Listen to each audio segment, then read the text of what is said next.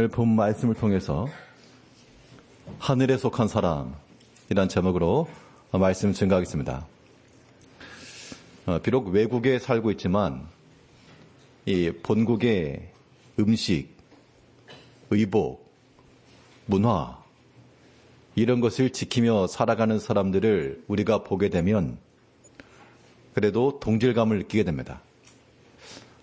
사람들이 멀리 살지만 그래도 우리 문화를 잊지 않구나, 한국을 잊지 않았구나, 그런 마음이 상당히 친밀감을 느끼게 하죠. 예수님께서 천국 비유를 말씀하신 것은 우리 이 땅에서 살아가면서 우리가 이 땅에 동화되지 않고 여전히 천국에 속한 문화, 속성, 음식, 삶의 패턴 이런 것들을 우리가 지키며 살아갈 때 하나님께서도 그러하시고 그의 보호자 우편에 계신 우리 예수님도 그러하시고 앞서간 우리 모든 믿음의 선진들도 그러하고 우리를 보면서 참 동질감을 느끼며 그래도 이 땅에서 수고하면서 하나님 말씀 지키며 사는구나, 그런 응원의 힘을 더할 겁니다. 오늘 본문에서는 이 두 가지 비유를 이야기하고 있는데요. 자, 성경을 우리가 공부한다 생각하시고 오늘 본문 44절에서 46절을 보면 예수님께서 천국에 관한 비유 두 가지를 말씀했습니다. 그 두 가지가 무엇입니까? 하나는 보화에 관한 비유고요. 또 하나는 진주에 관한 비유입니다. 자, 그러면 예수님께서 이것을 따로따로 말씀하셨을 때는 그 차이가 있다는 얘기죠.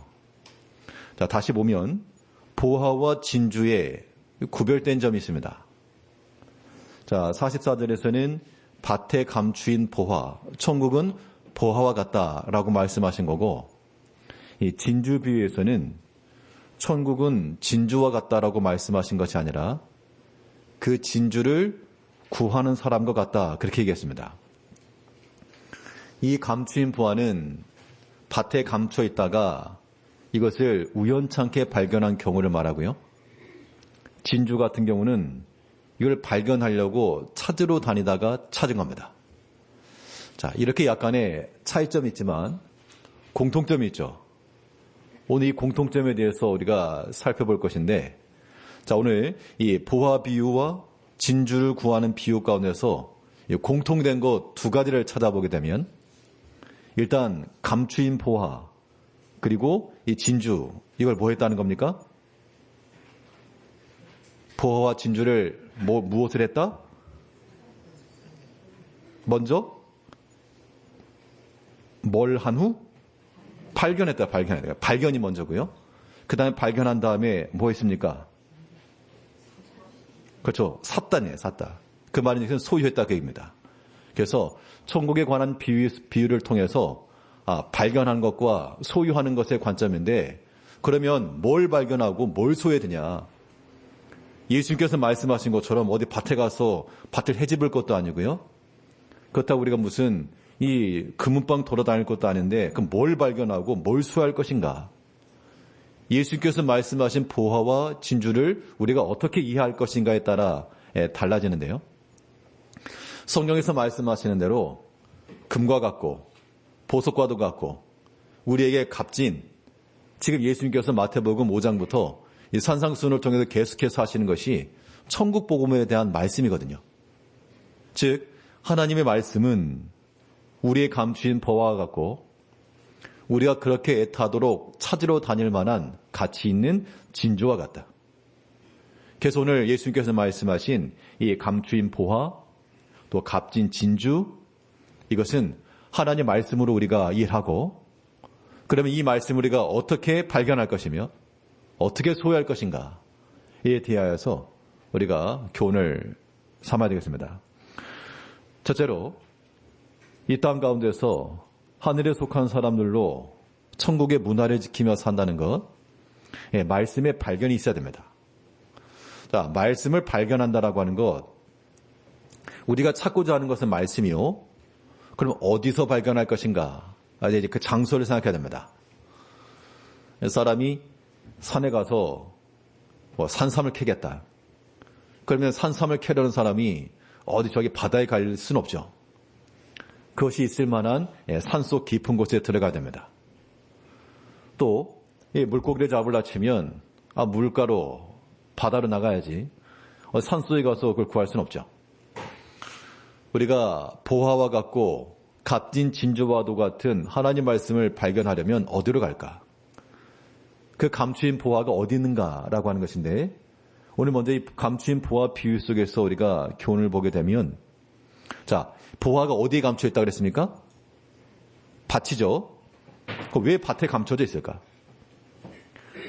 지금이야 어떤 은행에다 맡기든지 아니면 무언가를 보관해 줄 수 있는 금고가 있다든지 그러겠지만, 그 당시에는 그것을 보관할 데가 없으니까 땅 밑에 혹은 밭 속에 땅을 파고 감춰놓은 경우가 많았다고 합니다.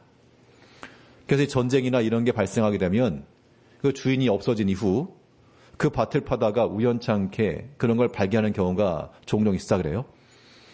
그러면 이 오늘 본문에 나오는 이 밭에 감추인 보화를 발견한 이 사람은 그 밭의 주인은 아닐 겁니다. 왜냐하면 자기가 그 보화가 있는 거 알았으면 자기가 꺼냈을 거니까.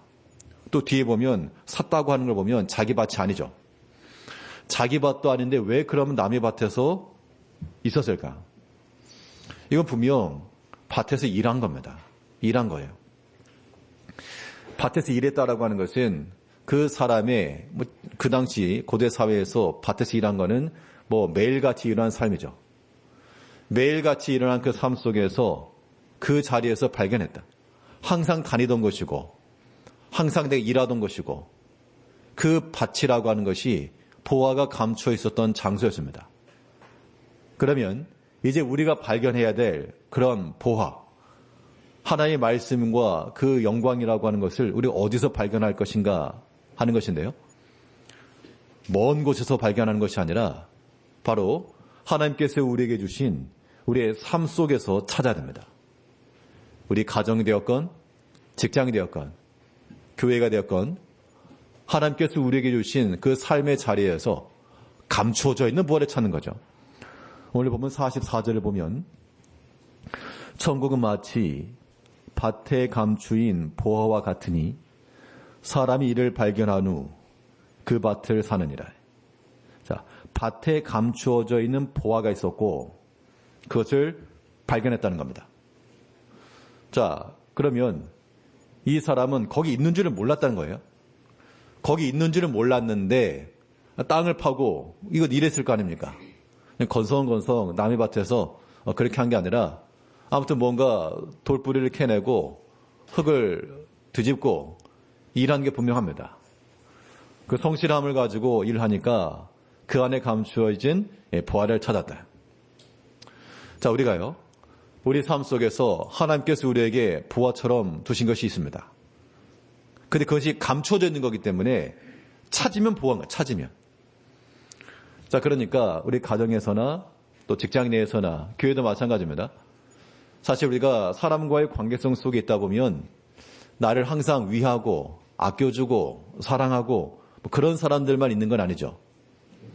나에게 신뢰감을 주고 나를 아껴주는 사람은 참 내 인생의 보화도 같지만 반대의 경우 나를 대적하고 험담을 하며 은근슬쩍 시기하고 그런 사람들이면 있으면 어떻죠? 직장 중에 괜히 막 나를 힘들게 하고 관계를 맺는데 말 한마디가 좀 이렇게 뭔가 있는 것 같고 그런 굉장한 마음의 아픔이 있죠. 그런데 우리가 어떻게 생각해야 되느냐? 시편에 보면 이런 말씀이 있습니다. 나는 그를 사랑하는데 그들이 나를 대적한다. 그러나 나는 오직 기도할 뿐이라. 자, 나는 사랑하는데 상대가 나를 대적을 해요. 그럼 저 사람 내게 원수입니다. 철천지 원수예요. 근데 그 사람이 믿음 안에서 그러나 나는 기도할 뿐이라. 바꿔놓고 보니까 나를 대적하는 그 사람도 이제는 하나님께서 내게 주신 그 감추인 보화 속으로 들어오는 겁니다. 이제 우리 삶 속에서요, 내게 유익한 게 아니고 내게 아픈 것이 아픈 손가락이고 큰 상실이고 이런 것이 있게 되면 이 감추어진 보화와 같으니까 찾아야 됩니다. 그래서 하나님께서 이걸 내게 손해를 준 게 아니라 유익으로 주었다. 나에게 좋은 걸 주었다. 그렇게 해서 우리가 감춰놓은 그 보화를 발견해야 됩니다. 근데 이러한 보화를 찾는다라고 하는 것이 그렇게 생각해야지 그렇게 해서 되는 게 아니라 어디까지나 하나님 말씀 안에서 그 말씀 안에서 우리가 깨달음을 얻은 후에야 발견하는 겁니다. 그러려면 어떻게 되느냐? 우리가 삶 속에서 이 보화를 발견한다 칠 때 그냥 우리 인생을 살아가는 것만 아니라 우리 삶 속에서 반드시 하나님께로 연결된 통로가 있어야 됩니다. 우리의 개인 생활, 가정 생활, 직장 생활 그렇게만 사는 게 아니라 그 가운데서 발견해내려면 도구와 장비가 필요하거든요. 바닷속에 석유가 있다고 손으로 꺼낼 수 없으니 그것을 시추할 수 있는 이런 기구들이 필요한 것처럼 내 삶 속에서 감춰져 있는 보화를 캐내기 위해서 우리에게 필요한 도구가 하나님께 나아가 그로부터 주어지는 말씀을 통해서 물로 잘 닦고 지우면 깨끗하게 보이죠. 그래서 우리가 이 모든 것을 전에는 내게 유익하지도 못했고 나를 대적하는 이고 그랬는데 이제 내가 하나님의 성소에 들어가 보니 하나님 안에서 이를 살펴보니 이 결말을 내가 깨달았노라. 이것이 내게 유익한 거였구나. 하나님께서 내게 은혜를 주신 거구나. 연단의 때였구나. 라고 하는 것을 그렇게 알았다는 겁니다. 시편 73편 17절에서 하나님의 성소에 들어갈 때야 그들의 종말을 내가 깨달았나이다.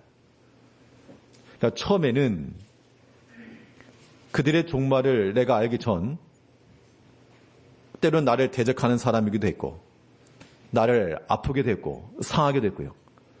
그런데 그가 성소에 들어가서 보니 성소에 들어갈 때야 이 말인즉슨 그 일상의 삶이 있었고 그 삶 속에서 하나님께로 연결된 지금 통로가 있다 그 얘기입니다.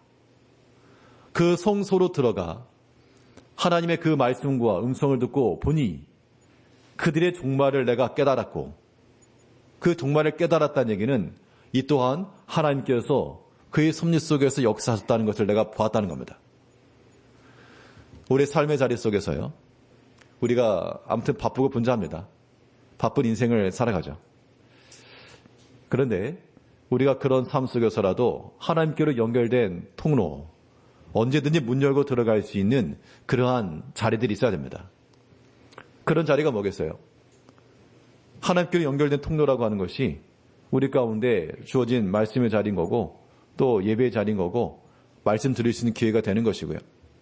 아침마다 깨어서 묵상하시고 또 함께 새벽 말씀 함께 살피시고 이런 것들이 우리에게 연결된 공간입니다. 하나님께로 연결된 공간. 내가 성소에 들어갈 때에야 그 종말을 깨달아나야다. 종말을 깨달아야 이 마무리가 되는 거죠. 이제 하나님께서 우리에게 주신 모든 것들이 다 감추인 보화 같은 것인데 이것을 깨닫기 위해서 우리가 그의 성소로 들어가며 하나님께로 나아가며 그래서 우리가 우리 삶 가운데 주신 것, 내 옆에 있는 모든 것들 내 철천지 원수다 생각하지 마시고 숨겨진 보석이다. 올 한 주 동안에는 여러분 성도님께서 찾으시고 발견한 그 보석에다가 스티커를 하나씩 붙여가지고 보석 1, 보석 2 옆에 있는 사람도 우리 사람도 보석 겉으로 보기에는 안 보석인데 그냥 보석 해서 하나님께서 감춰놓으신 그런 보화를 발견하여 그 발견의 기쁨을 가지고 살아가는 우리 성도님들이 되시를 바라겠습니다. 근데 보화의 비유 속에서는 밭에 감추어져서 내가 찾으려고 찾은 건 아니었지만 이게 보화였구나. 내가 항상 옆에 있고 곁에 있고 함께하던 이게 보화였구나. 그걸 깨달았다면 이 진주 비유 속에서는 이걸 찾으러 다닌 겁니다. 찾으려고. 우리가 하나님 말씀을 보화와 값진 진주와 같이 읽었다 그러면 이 생명의 말씀을 어디서 찾을 것인가? 우연찮게 발견하는 것이 아니고 좀 더 전문성과 구체성을 가지고 우리는 성경 속에서 찾아가야 됩니다. 말씀을 어디서 찾는가? 성경 속에서 찾아요. 성경 속에서. 그러려면 하나님의 성경의 말씀을 항상 가까이 하고 이 말씀을 읽는 것, 듣는 것, 가르치는 것에 전념하며 우리가 그런 모습을 가지고 나갈 때 하나님의 말씀, 진리를 찾는 겁니다. 그 진리가 발견된 사람은 발견하는 사람 기뻐하는 거예요.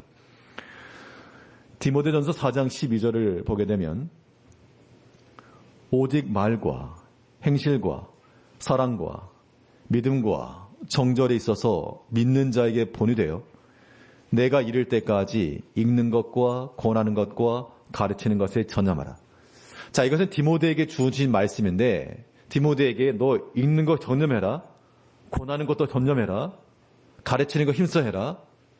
그 말은 그 말을 듣는 성도들이 있을 거 아닙니까? 그러면 당연히 바울 사도가 디모데 개인에게 하는 말이지만 이 말은 그 교인들에게는 그 전하는 말을 함께 읽어라. 또 권면하는 거 귀 닫지 말고 마음 닫지 말고 하나님 주신 말씀으로 알고 권면을 받으라. 그리고 가르치라. 가르치라는 얘기는 잘 배우라 그 얘기죠. 이런 일에 우리가 창념하고 힘써 나갈 때 그때 우리의 말과 행실과 모든 면들이 그 가운데서 하나님께서 주신 그런 은총과 감춰놓으신 보호와 값진 진주를 발견하는 겁니다. 우리가 하나님의 말씀을 참으로 귀히 여겨야 되겠습니다. 시간적 측면에서도 시간을 많이 들이셔야 돼요. 그러니까 학생들도 한 번 듣고 아는 친구들이 있고 확실히 그 공부하는 머리가 있는 사람들을 보면 그 생각하는 게 좀 다른 것 같습니다. 그 흡수하는 이해한 능력도 다르고 근데 대부분의 사람들이 그러지 못하죠. 그런 경우는 특별히 조금 재능으로 타고났다 그렇게 생각해야 되고 일반적으로는 한 번 보면 모르니까 두 번 보는 겁니다. 두 번 봐도 모르니까 서너 번 보는 거죠. 그래서 공부에는 왕도가 없다 그러죠. 우리가 하나님의 말씀을 알아가고 값진 진주와 같은 말씀을 발견하는 것도 입 쩍 벌리고 있어가지고 뭐 가래떡 쑥 들어오는 거 말고 우리가 이 말씀을 찾기 위해서 힘쓰고 그러려면 뭘 하셔야 되느냐. 아무튼 많은 시간을 기울이셔야 됩니다. 시간. 그 시간을 기울인 것만큼의 공력이 되는 것이고요. 깊이가 생기는 겁니다. 하다못해 사골국을 하나 끓여도 이거 푹 고아야지 거기서 깊이가 나는 것처럼 하나님의 말씀은 그러한 묘미가 있습니다. 이 말씀을 그래서 항상 묵상하시고 깊이 있게 읽다 보면 그러니까 한 번 볼 때 지나친 말씀이라도 두세 번 볼 때마다 또 새롭게 보이는 게 있어요. 그런 것들이 이제 말씀의 맛일 건데 우리가 하나님의 말씀에 대해서 읽고 듣고 이런 면을 힘써야 되겠고요. 또 이걸 행하려면 어떻게 되느냐. 이거 좀 전해줘야 됩니다. 그러니까 내가 수동적으로 듣는 것보다 그러니까 학생들도 마찬가지예요. 그냥 일반적으로 공부하고 필기하고 하는 학생들보다 이것을 설명하고 발표하고 하는 학생들이 더 탁월한 능력을 발휘합니다. 우리 성도님께 마찬가지예요. 우리가 주일 와서 예배 시간에 이렇게 앉아 계시지만 수동적으로 계시지 마시고 예배는 드리는 겁니다. 참여하는 거예요. 어떻게 참여하시겠어요? 지금 주신 이 말씀이 지금 내게 주신 말씀으로 알고 이 말씀을 내게 내가 받고 스스로에게 지금 가르쳐야 됩니다. 스스로에게. 내 영혼에게. 하나님의 말씀을 찾아야 된다. 너도. 내 옆에 감춰진 보화 같은 이 보화 같은 말을 찾아야 되겠다.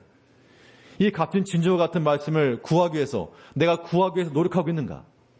스스로에게 가르쳐야 됩니다. 이런 말씀들을 우리가 듣고 행할 때 이걸 전념하는 것이고요.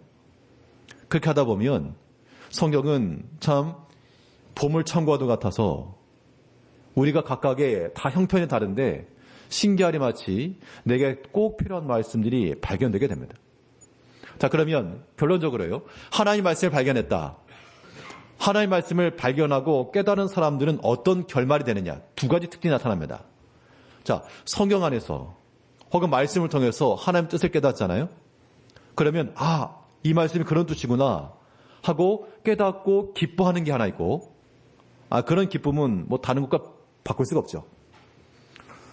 또 하나는 뭔가 하면 하나님의 말씀을 듣고 이게 그런 뜻이구나 하면서 자기 자신을 회개하고 돌이키고 하나님 앞에 용서를 구하고 그런 기도의 자리로 나가는 경우도 있습니다. 이 두 가지가 우리가 하나님의 말씀을 찾고 깨달았는가의 결론인 거예요. 그러니까 바꿔 말하면 하나님의 말씀을 보면서도 아무런 기쁨도 없고 감동이 없다. 그런 말씀 발견하는 기쁨이 일단 없는 거죠. 하나님의 말씀을 듣고 읽었는데도 우리 삶에 대한 어떠한 회개함이나 하나님 앞에 바로 행하지 못한 것이나 이런 것들에 대한 감각도 없고 뉘우침도 없다 그러면 이 또한 깨닫지 못한 겁니다. 그냥 출석하고 하시는 거예요. 하나님께서 기뻐하시는 거 아닙니다. 우리가 왜 그런 말씀을 봐야 되냐? 기록된 성경 말씀을 봐야 되는 이유는 우리 예수님을 닮아가는 사람들이니까. 예수님께서 성경을 보셨을까요? 안 보셨을까요? 물론 이런 완성된 성경책 없었으니까 이런 성경책은 아니었겠지만 그러나 구약의 율법서나 선지서를 보신 게 분명합니다. 왜냐하면 예수님 말씀 속에서 다윗의 글에 기록된 걸 읽지 못하였느냐, 선지자의 글이 이르기를, 모세의 이르기를, 예수님께서 말씀을 읽지 않았다면 어떻게 하셨겠어요? 구약에 있는 선지자들도 그 앞선 선지자들의 글을 읽고 분명 그 말씀을 깨달았다는 겁니다. 다니엘도 마찬가지인데요. 다니엘이 하나님의 말씀을 깨닫고 나서 어떻게 했는가? 다니엘 9장 2절을 보게 되면 다니엘 9장 2절 3절에서 나 다니엘이 책을 통해 여호와의 말씀으로 선지자 예레미야에게 알려주신 그 연수를 깨달았나니 내가 금식하며 벼옷을 입고 하나님께 기도하며 간구하기를 결심하고. 다니엘이 1차 포로 때 잡혀갔습니다. 바벨론에서 이제 총리가 되었고요. 그 나라에서 이제 높은 자리에 올랐으니 이룰 건 다 이루었고 평안히 살만합니다. 또 그 나라의 정세, 경제 이런 거 살피느라 여념이 없었겠죠. 그런데 그가 이미 망해버린 그 옛 고국의 율법서, 그 선지서를 읽었다는 거 아닙니까? 그 책을 통하여, 이게 분명 예레미야서를 말할 겁니다. 선지자 예레미야에게 알려주신 연수를 깨달았나니, 바벨론 70년 이후에 70년이 마치고 돌아오게 될 것을 깨달은 겁니다. 그 말씀을 깨닫고 나서 어떻게 했는가? 금식하며 벼옷을 입고 하나님 앞에 기도하며 간구하기를 결심하고. 이러한 모습들이 하나님의 말씀을 발견한 사람들의 특징이죠. 이제 우리 성도님께서도 올 한 해 동안 여호와를 알되 건성으로 하지 마시고 힘써 여호와를 알아가려면 하나님을 알 수 있는 가장 좋은 방법은 그의 말씀이 있는 거죠. 말씀 자체가 하나님이시니까. 우리에게 주신 말씀, 이 성경을 가까이 하시고 읽으면서 하나님의 말씀을 깨닫고 즐거워하시고 그 말씀 읽고 깨닫고 자기 자신을 돌이키며 회개하며 금식하며 기도하기를 결심하고 하나님 앞에 엎드림과 그 즐거움이 동반될 때 우리가 밭에 감춘 보화와 같이 값진 진주를 만나는 그런 사람과 같이 그 말씀 안에서 기뻐할 수 있다는 겁니다. 하늘에 속한 천국 백성이라고 하는 사람들 말씀을 발견하는 겁니다. 이제 하나님께서 우리 삶의 자리에 숨겨주신 것도 우리가 찾아내시고 또 생명의 말씀을 항상 가까이 두셔서 그 말씀 안에서 나를 향하신, 나를 위한 하나님의 음성을 찾아 값진 보석으로 우리를 부유하게 만드시는 우리 성도님들의 삶이 되시기를 바라겠습니다. 발견했으면 이제 뭐 해야 되느냐? 발견한 다음에 이걸 소유하는 거죠. 이제 천국 백성들로 그 나라의 삶을 살아간다는 것, 말씀을 소유하는 겁니다. 자, 말씀을 소유한다라고 하는 것은 여기에 무엇이 들어가야 되는가니? 그 말씀을 얻기 위한 값이 치러야 되는 값. 거저 얻을 수 있는 게 아니잖아요. 값을 주고 얻는 것. 그 값이 무엇인가? 우리가 하나님의 말씀을 얻기 위해서 우리가 포기되어지는 모든 것들입니다. 그게 우리가 지불하는 값이요.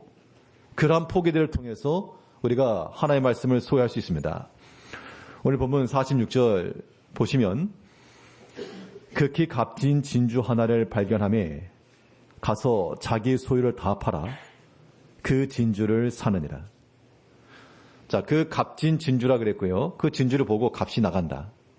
그랬으니까 그 값을 치르기 위해서 자기의 소유를 팔아 샀다. 소유했다 그 얘기입니다. 자, 소유라고 하는 것은 자, 팔아서 값을 지불하는 것이고 소유입니다. 여기서 그러면 소유를 팔았다라 그랬는데 우리가 하나님의 말씀을 얻기 위해서 어떻게 할 것인가? 그 말씀을 얻기 위해서요. 우리에게 주어져 있는 것들 희생해 내는 겁니다. 그러니까 하나님의 말씀을 듣기 위해서 우리가 시간을 들이는 것, 이거 값을 지불하는 겁니다. 값을 지불하는 거죠.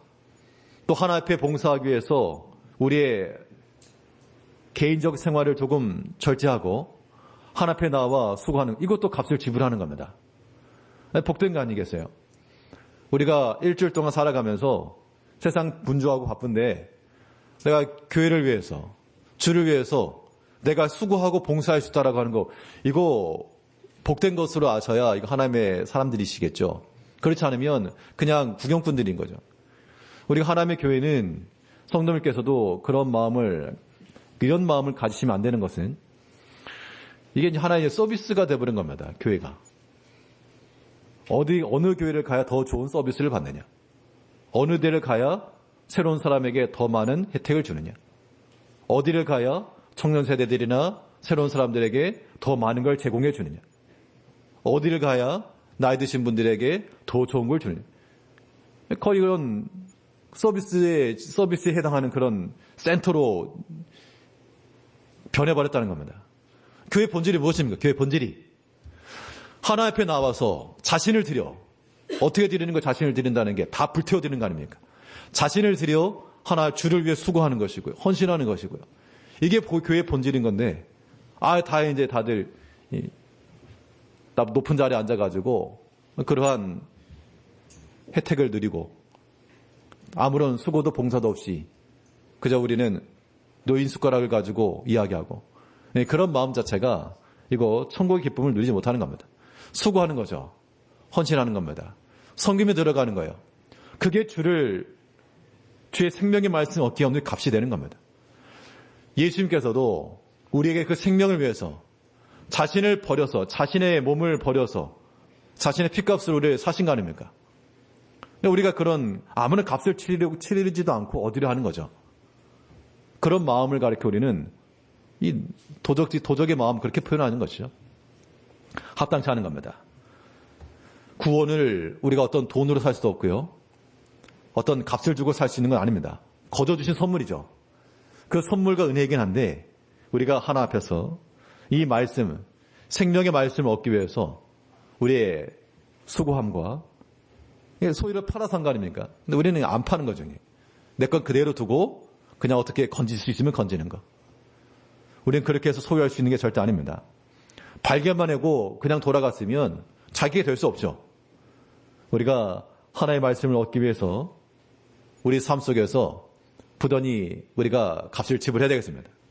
주를 위한 시간들, 주를 위한 봉사들, 이게 다 값을 치른 것인 줄 알고 그것만이 우리에게 남는 겁니다. 그것만 남아요. 일평생 동안 내가 힘써 수고하고 이랬어도 내가 주를 위해서 수고한 것들이 남을 것이고요. 하나 앞에 가가지고 내가 일생 동안 일하다 왔습니다. 그래서 무슨 일 했느냐. 하나 앞에 남지 않는 것들은 다 불태워지는 겁니다. 불살라지는 거 말고 불에 타지 않는 금과 같은 거, 은과 같은 거, 그것들만 남다 그랬죠. 그러니까 주를 위해서 수고하고 헌신하고 봉사하는 것, 이거 싫다 그렇게 생각하지 마시고 복된 것을 아셔야 됩니다. 복된 것으로. 하나님께서 우리의 기회 주셨을 때 힘써 수고하셔야 돼요. 바울은 그렇게 말했습니다. 내가 그리스도 예수를 얻기 위해서 다른 거 다 버렸다. 왜 그랬느냐? 다른 게 필요 없어서가 아니라 그리스도 예수를 아는 것이 더 좋은 것임을 내가 깨달았기 때문이다. 그렇게 말했습니다. 예수를 발견하고 놓고 보니 다른 것은 마치 뭐와 같다? 배설물 같았다. 바울의 신앙 고백이었어요. 빌립보 3장 8절 말씀에 내가 그를 위하여 모든 것을 잃어버리고 배설물로 여김은 그리스도를 얻고 그 안에서 발견되려 하매니.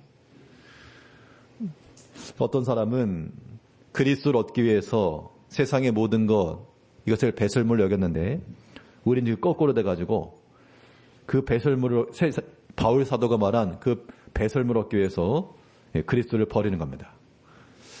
그런 면들이 우리 가운데 있다 그러면 이거 우리의 삶을 스스로 돌이켜야 되겠죠. 누가 뭐라 할 수 있는 부분이 아니고 스스로가 돌이켜서. 그냥 말이 좋아서 배설물이지 이거 오물이죠, 오물. 그것을 얻으려고 정말 중요한 거, 정말 좋은 거 그거 버린다? 정상적인 사람이라면 뭐 그렇게 판단할 수 없죠. 근데 그만큼 우리가 이 세상에 속한 것은 고상한 거고 예수를 아는 것은 부차적인 거라 생각하기 때문에 그런 마음을 갖는 거죠. 값진 진주라 그랬습니다. 발견하는 거예요. 예수께서 우리 가운데, 예수님께서 우리 가운데 함께 하시고 우리를 위해서 자신의 가장 좋은 것, 가장 귀한 것을 주셔서 우리를 구하셨으니까 우리도 그 안에서 발견되기 위해서 우리 삶 속에서 극히 작은 거 아니겠습니까? 극히 일부. 하루 24시간 중에서 몇 시간 달라 그럽니까? 하루 24시간 중에서 몇 시간 달라 그러는 거 아니잖아요. 한 15분. 그 15분을 할애를 못 하겠습니까? 15분을? 그 15분이 뭐예요? 하루에 15분. 네. 새벽 말씀 시간입니다. 새벽 예배 시간 15분. 길지도 않아요, 15분. 우리가 하나 앞에 그 짧은 시간도 드리는 거 아깝다, 못하겠다. 그러면 우리는 발견하지 못하는 겁니다. 올 한 해 동안에 우리가 힘써 하나님 아는 거니까 시간이 지나도 뭐 나중에 올라오는 거 또 들으시고요. 함께 하시고. 이게 함께 마음을 나누는 데 있는 겁니다. 그런 마음을 하나님께서 보시는 거, 그런 마음들을. 하나님 우리 중심 본다 그랬잖아요. 어떤 사람이 부채를 예전에 팔았는데 부채 뭐 아무것도 아니지만 부채를 이제 팔려고 하고 있습니다. 근데 목사님께서 그 소식을 듣고 호통을 치면서 아니 부채 팔기를 시작했으면 그냥 하면 어떡하냐. 빨리 먼저 하나 갖고 오라고. 하나님께 드린다는 마음 가지고 먼저 가져오라고. 그래서 하나님 목사님 갖다 드렸답니다. 그래서 목사님께서 받으시고 됐다고 이제. 물론 어떻게 보면 우스운 모습일 수 있지만 그 정신과 사상을 말하는 거예요. 처음 것이니까 하나님께 드리겠다. 비록 작은 것일지라도 그런 마음들을 하나님께 기뻐하시는 것처럼 우리 성도님의 삶 속에서요. 하루 일과 속에서 감추인 보석을 찾고 진주를 찾으려면 우리가 하나님께로 나가서 우리가 하루 종일 보는 것 많고 듣는 것 많잖아요. 그런 것들 속에서 하나님의 말씀 들으시고 읽으시고 묵상하시고 그러면 찾는 자들이 찾는다 그랬습니다. 보여져요. 그 발견하는 그 즐거움이 큰 겁니다. 그 맛을 아는 사람들이 하나님의 말씀 가운데 가할 수 있는 거예요. 성도님들이 삶 속에서도 바쁘고 분주하지만 그래도 우리가 예수 믿는 거 아닙니까? 생명의 말씀 우리가 찾겠다는 거 아니에요. 그 말씀과 함께 하나님의 말씀 안에서 이러한 모습들이 우리 가운데 있고 또 우리 자녀들의 있기까지 부모들이 하나님의 말씀을 읽고 묵상하는 찬송하는 그런 모습들을 보면서 우리 자녀들이 따라할 수 있는 그런 모습들을 발견하면서 기뻐하는 우리가 될 때 감춰진 보물을 찾는 겁니다. 감추인 보화를 찾고 값진 진주를 발견한 것처럼 이제 우리 삶 속에서 하나님의 말씀을 찾아내시고요. 내게 보화같이 주신 거 이거 버리지 마시고 항상 보는 거, 항상 곁에 있는 사람, 그 사람이 보화입니다. 그냥 보면은 원수지만 잘 보면 보화예요. 하나님의 성소에 들어가서 말씀 안에서 보면 그 종말을 내가 깨달았나이다. 한 주 동안에 하나님께서 우리에게 숨겨주신, 감춰주신 보화를 풍성히 발견하여서 하나님 앞에 감사함으로 고백할 수 있는 모든 성도님들의 삶이 되시기를 바라겠습니다. 기도하겠습니다. 우리를 변함없이 사랑하신 아버지 하나님,